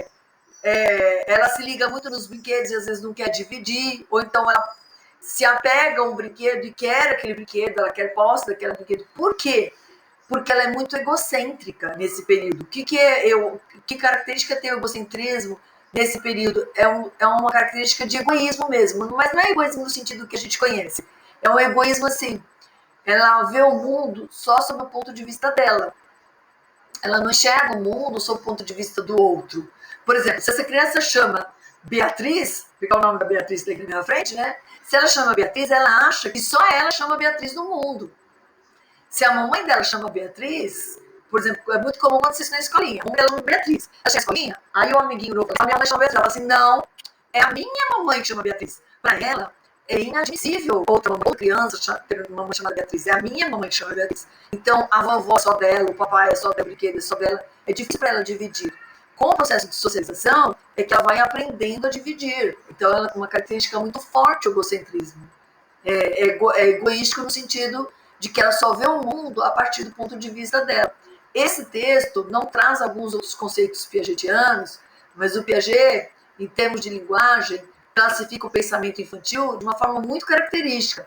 Ele diz, por exemplo, que a criança tem um pensamento que ele chama de animismo. O que é isso? É dar alma para os objetos. Então, por exemplo, se a criança passa aqui, bate a cabeça na mesa e começa a chorar compulsivamente porque machucou, e a mamãe fala, mesa boba, feia, machucou meu bebê, dá um beijo na testa da criança e bate na mesa, a criança corre brincar. Vocês já devem ter visto essa cena, né? Por quê? Porque a mamãe deu vida para essa mesa, né? Como se a mãe tivesse dado culpa a essa mesa. Então, a criança, ela dá vida para as coisas, né? Ela pergunta assim, por que o sol queima tanto? Ah, então, se o sol queima tanto, não dá para gelar ele? Né? Ah, não pode sair, se a mamãe fala assim, não pode sair lá fora, porque o sol está muito quente, vai te queimar. Mas não dá para gelar ele, então? Ela pensa que dá para fazer as coisas do jeito que ela pensa que é possível fazer, né? Uma outra característica do pensamento infantil, segundo o Piaget, é o realismo. Então, é de acordo com a realidade dela, né? De acordo com o jeito que ela pensa que ela é. Ela dá um jeito artificial se você fala assim para ela, olha, daqui até não sei aonde, dá para ir de avião que é rápido? Então, se você fala para ela, daqui para a África não dá para gente ir que é muito longe, ela fala, vamos de avião. Né? Então, a realidade dela é assim, se daqui para o Nordeste é rápido, né, são X horas, então daqui para a África, que de repente, por algum motivo, ela viu lá no desenho, deu vontade dela ir, e alguém fala assim, não, é muito longe, ela fala, vamos de avião. De acordo com a realidade dela, ela pensa o mundo, ela cria um pensamento de acordo com a realidade dela. Então, esse período é um período que as emoções estão muito de acordo com o que ela é, porque ela não conhece outra realidade. Em termos de desenvolvimento social, a criança com pequenininha, ela é muito passiva. A Patrícia está falando que as crianças choram quando viram o Papai Noel. É muito comum isso acontecer. Tem criança que chora quando vê aquela estátua viva no centro, né, de Mauá. Sabe aquele homem que se veste de estátua viva e de repente se mexe, né? A criança, nesse período, elas são individualistas porque elas não conseguem, não aprenderam a ver o mundo na perspectiva de outra pessoa. Elas não desenvolveram ainda essa capacidade de socialização, elas não se socializaram.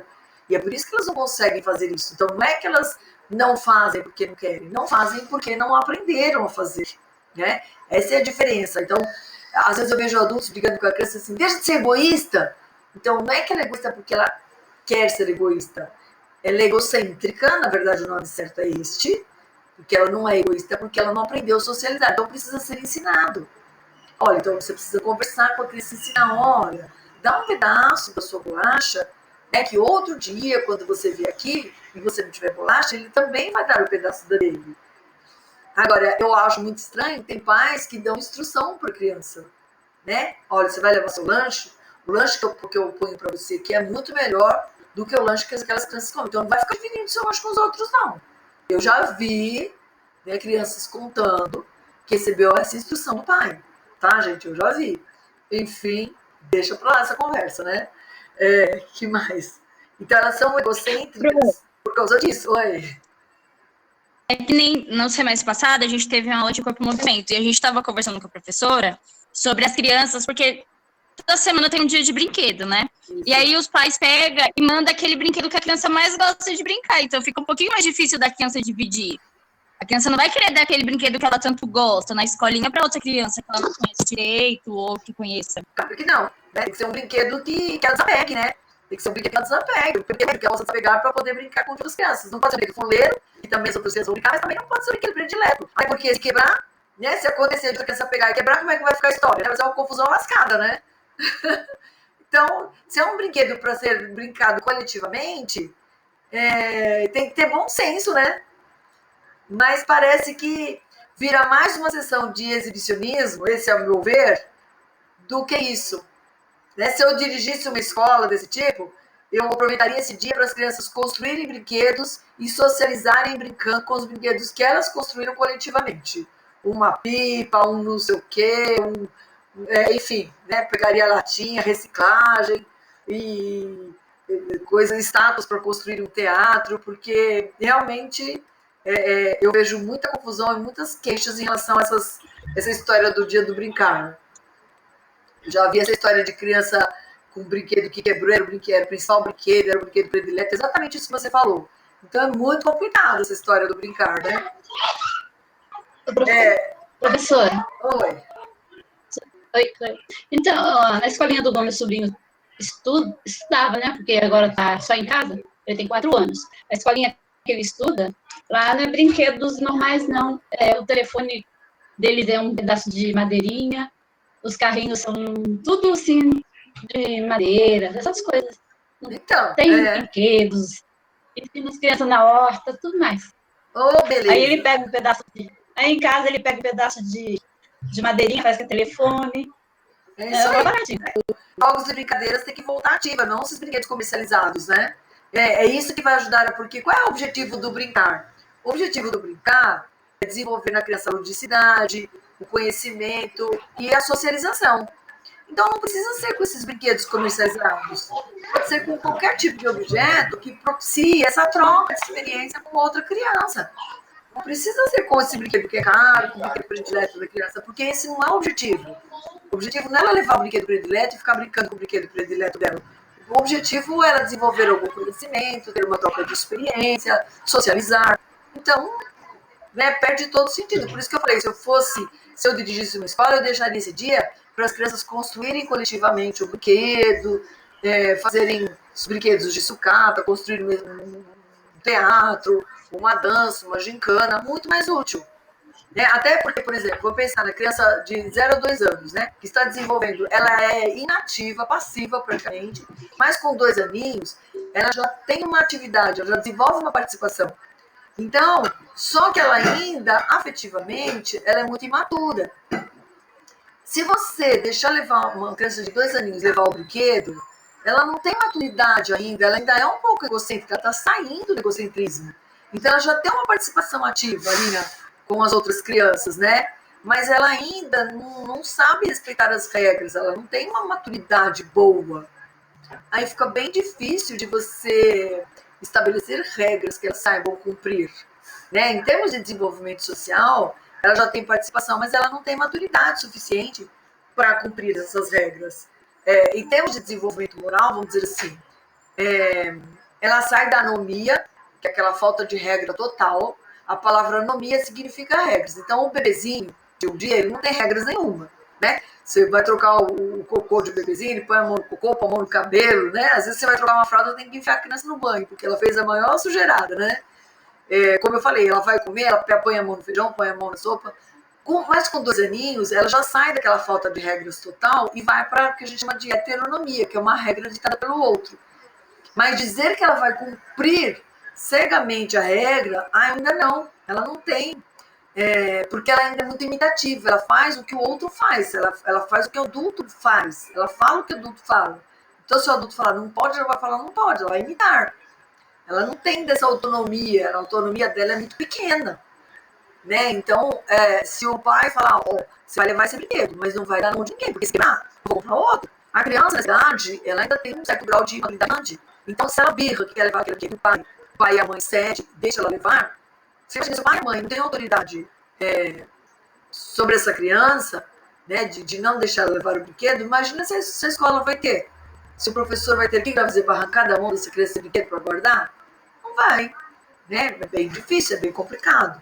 Então, precisa ter um acordo aí ou estabelecer, ter outro estabelecimento, ter outro combinado, digamos assim, para que as coisas fluam melhor. Depois dos 2 aos 6 anos, vem o período chamado pré-operacional. Alguém descobriu por que ele chama pré-operacional? Quem sabe me dizer por que ele chama pré-operacional?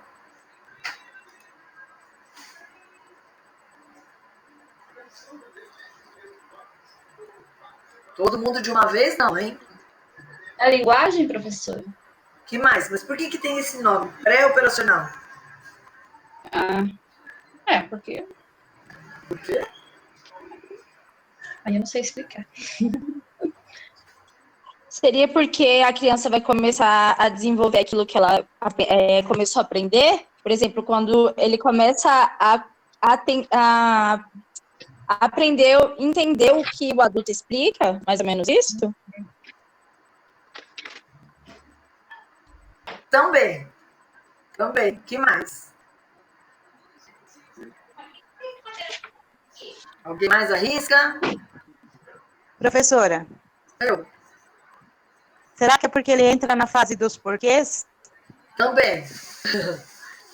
Então, a criança nessa idade, ela entra na fase dos porquês, são todas essas características que você falou.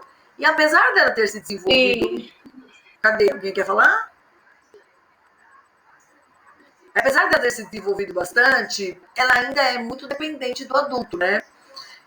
Ou seja, de 2 a 6 anos, não dá pra você deixar essa criança tomando banho sozinha o tempo todo, né? Porque se você deixar uma criança de 3 anos tomando banho sozinha, ela vai ficar horas lá no chuveiro, né? Alguém assistiu Como uma Estrela na Terra Toda Criança é Especial? Quem assistiu? Ninguém assistiu, gente? Sim! Então, Não. a Larissa assistiu. Então tem uma cena do bichão tomando banho, ele fica lá brincando, lutando, né? Zoando. Então, se você deixar uma criança no banho sozinha, ela vai ficar lá viajando na maionese, né? Brincando. Se você deixar ela se trocar sozinha, ela vai pôr a calça ou a bermuda, vai brincar, vai deixar pôr a camisa não sei que hora, vai ficar de pé no chão, vai pôr um sapato não sei que hora, enfim. Vai pôr a roupa do avesso, vai separar a camiseta de sair em vez de ser de ficar em casa, vai ser uma festa, né? Vai ser a festa da mexerica. Então, você precisa deixá-la fazer essas coisas para desenvolver a autonomia, mas mediar, acompanhar e monitorar. Então, ela tem um certo grau de maturidade, um pouquinho de maturidade, mas ela é muito dependente do adulto ainda. A palavra operação significa fazer. Todo mundo já deve ter ouvido falar assim, o médico está operando. O que significa dizer o médico está operando? Ele está fazendo uma operação, né? Quem tem marido, tio, vizinho, pai, mãe, avô que trabalhou em fábrica aí, sabe que o operador de máquina é aquele que faz a máquina funcionar, né? Quem tem tio aí, torneiro, furador radial, que trabalha em fábrica, né? Sabe disso, operador de máquina. Então, a palavra operacional significa fazer. Então, o período próximo, que é dos 7 anos em diante, a criança entra no fundo de 1, ela já tem muito mais autonomia. Ela já é capaz de fazer a lição de casa sozinha, você não precisa vigiar o banho. Quem tem filho aí entre 7 e 11 anos, mais ou menos? Alguém tem? Eu tenho de 7. De 7. Então, quando você tem um filho assim, entre 7, 11, 12 anos, você fala assim, vai tomar banho. Você não precisa dar banho nele, né? Mas assim, a gente sabe que a criança de 7 anos, por exemplo, ela não toma banho certinho, ela toma banho. Então, o que acontece? As mães, a maioria das mães, pelo menos as mais antigas, né? Meus filhos passaram dos 7 anos faz muito tempo, tá, gente? Então, eu vou falar de como era há muito tempo atrás, quando eles tinham 7 anos. Aí a Patrícia também tem. Não sei como é hoje, mas quando os meus filhos eram pequenos, quando eles tinham entre 7 e 11 anos, a gente falava assim, vai tomar banho, moleque, né? Aí ia pro banho. A cada uma semana, sei lá quantos dias, né? As mães faziam assim, as mães de antigamente, né? Tá lavando esse pescoço? Tô, claro, mãe. Eu vou vigiar qualquer dia desse, eu vou esfregar esse pescoço. Aí a criança esfregava o pescoço aquele dia até sair toda sujeira. Era assim que mãe fazia para criança, para garantir um banho bem tomado. Eu não sei hoje como que é, né? Se as mães usam essa estratégia, se tem algumas mais modernas, né? Mas as mães de antigamente, elas faziam isso, porque as crianças não tomam banho certinho, né? Ou tomam algumas que são assim mais responsáveis e tal. Mas as mães de antigamente usavam essa estratégia, usavam uma certa ameaça, né? Vou conferir se esse pescoço está limpo. E aí, a criança, a gente sabia que aquele dia tinha uma garantia de um pescoço bem esfregado. Por quê? Porque ela já é capaz de tomar banho sozinha, de fazer lição sozinha. Agora, precisa às vezes que você diga, olha, depois eu vou dar uma conferida na lição, mas você não precisa sentar com ela igual uma criança, às vezes, da educação infantil, né? Que necessita que, às vezes, você monitore a atividadezinha dela, né? O que foi pedido? E não fazer para ela, tá, gente? Mamães que tem criança aí de 2 a 6 anos, não é cortar as borboletas, nem colar as borboletas, nem pintar as borboletas para as crianças de educação infantil, tá bom? É para deixar elas cortarem tudo torto, encher de cola e fazer do jeito delas. Porque a maioria das mamães da criança do pré-operacional, elas fazem para ficar bonito. Está errado, tem que deixar a criança fazer, tá bom? Então, o operacional é o período seguinte, é por isso que se chama pré-operacional. Então, no período seguinte, a criança tem muito mais autonomia de fazer sozinha. Ela já operacionaliza muita coisa, ela faz lição de casa sozinha, ela já é capaz, lá com 8, 9 anos, tem criança que até ajuda já em casa, ela lava uma louça, ela varre uma casa, ela arruma uma cama, ela recolhe uma roupa, ela pendura uma roupa, ela, enfim. Né? Quem tem filho, Patrícia, sua filha ajuda em casa alguma coisa? Coisinha. Na mar. Não é? Na mar, mas ajuda. Professora. Então, mas ajuda. Ajuda, isso que importa. Na marra, mas ajuda, isso que importa. Então, porque nessa idade, você tem também, Nicole? Tem filho nessa idade? Não. Não? Alguém mais tem? Não? Só para a minha ajuda, seca a louça e dá comida para os bichos. Então, aí, ó. Que idade ela tem, Elenilda? 7. Aí, ó. Mas o banho eu tenho que ficar observando, viu, Pro? Porque o banho é terrível. O banho, ela fica brincando dentro do banheiro, o cabelo sai duro, não tem condições de pentear. Pois é. É triste. De todas as crianças do mundo, né? Então, faz parte. Não pode ter só bônus, Elenilda, tem que ter os ônus também, né? Tem que ter os ônus também. Olha lá. Sua mãe tá falando mal de você, como ela chama? Como você chama? Desliga a câmera! Como você chama? É Pietra, Pro. Ela não quer aparecer, tá com vergonha. Tudo bem, Pietra? Dá um tchau pra nós aqui. Vai. Tá bom, amor. Chega. Ela não quer aparecer, tá com vergonha. Deixa ela. Então, é assim, gente. A criança de 7 anos em diante, ela tem mais autonomia. Então, o que acontece com a criança do período anterior? Por isso que é chamado de pré-operacional. A criança de 7 anos em diante, ela já monta um quebra-cabeça, sabendo que ela tem que montar uma imagem, um desenho. A criança de 3 aninhos, ela vai tentando encaixar as peças de qualquer jeito, ela quer montar. Porque ela não operacionaliza direito no começo do período. Claro que quando chega ali no fim do período, com 6 anos, ela já sabe fazer isso. Né? Ela já desenvolveu essa capacidade cognitiva. Né? Então, quais são as características dessa criança? Por exemplo, a criança de antes dos 2 anos, como eu falei, você dá o lápis na mão dela, ela vai tentar desenhar, vai rasgar a folha. Porque ela põe força na folha. A criança de 4 aninhos, ela já começa a desenhar com mais leveza, com mais leveza ainda. Se você pedir para a criança de 4 aninhos desenhar, em termos de motricidade, ela vai fazer desenhos bruscos, grotescos. Com 5, ela faz desenhos mais finos. Ela pinta com uma fineza melhor. Em termos de desenvolvimento linguístico, a criança tem um grande desenvolvimento no período pré-operacional. Porque ela descobre que a palavra representa o pensamento dela. Então, ela começa a elaborar a linguagem melhor. Ela evolui bastante na sintaxe da linguagem, na gramática, na elaboração de uma frase. Então, aquilo que antes ela falava, gugu, passa a ser falado como uma palavra agora. Como que a gente deve agir com a criança de 2 a 6 anos? Primeiro, evitando ao máximo possível os apelidos, né? Então, aquilo que ela chama de tetê, de mamá, é mamadeira. Os apelidos, de preferência, cortar os apelidos, né? Cortar os diminutivos, as coisas dengosas. Então, quando a criança errar, né? Ao invés de corrigi-la assim, não é assim que fala, não corrigi-la naquele instante, mas o mais rápido que você puder.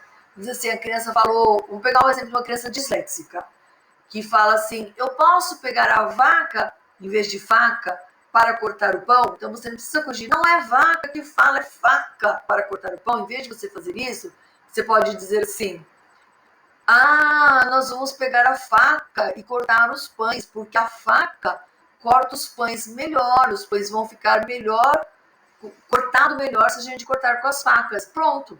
Então, logo que você puder, criar situações que a palavra apareça. Então, ela começa a perceber que a linguagem, a palavra, a linguagem, a frase são formas de antecipar o pensamento, são formas de desenvolver os sentimentos. Ela começa a expressar os sentimentos. Eu estou com raiva, eu estou feliz porque aconteceu isso comigo, eu amo você. Ela começa a perceber que ela pode se desenvolver socialmente. Fulano é meu amiguinho, esse período que a colega falou que a criança vai para a escola. Então, quem é amiguinho dela? A criança vai para a escola nesse período, quem é amiguinho dela? Ela chega em casa contando, hoje eu ganhei um amiguinho. Aí a mãe e o papai perguntam, quem que é esse amiguinho? O Jorginho é meu amiguinho. Por que ele é seu amiguinho? Porque ele me deu bolacha. Então, o amiguinho para ela é quem deu bolacha, né? Quem que é seu amiguinho?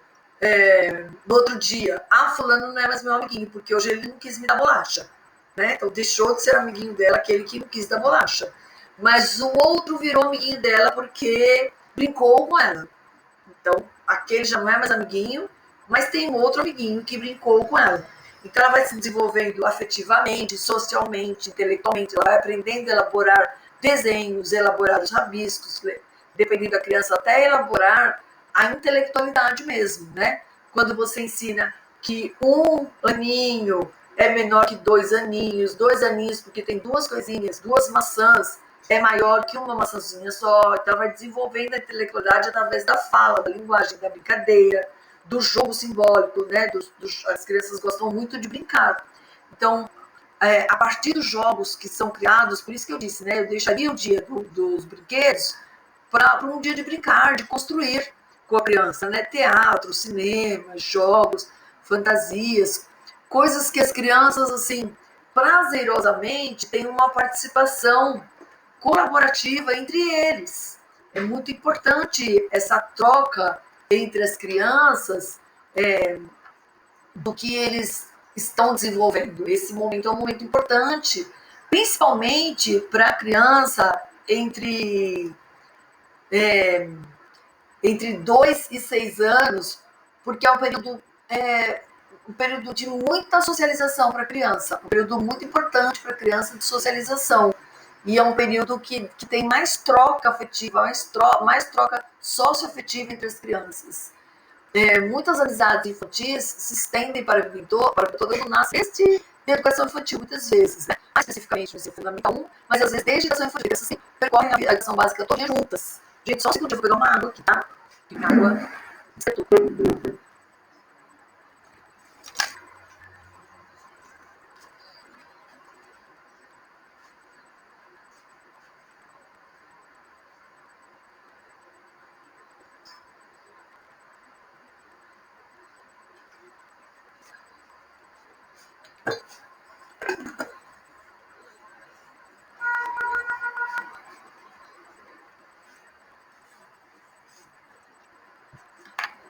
Prontinho.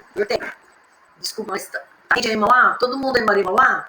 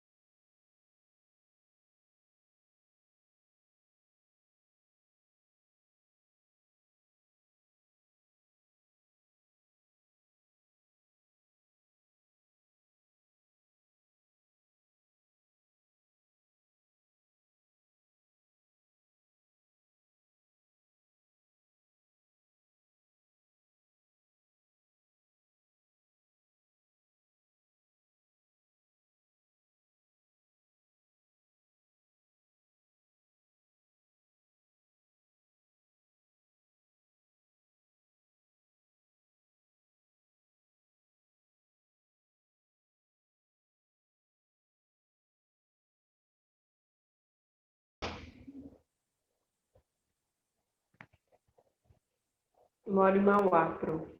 Mas cadê? Travou.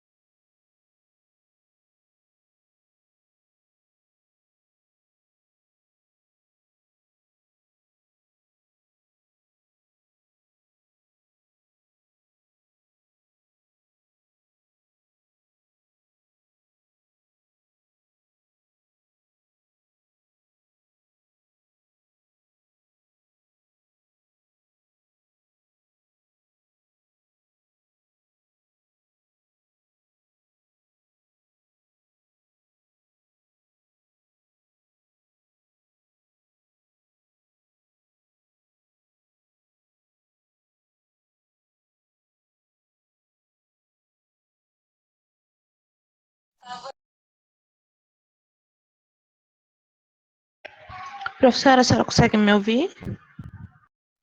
Voltou aqui o som.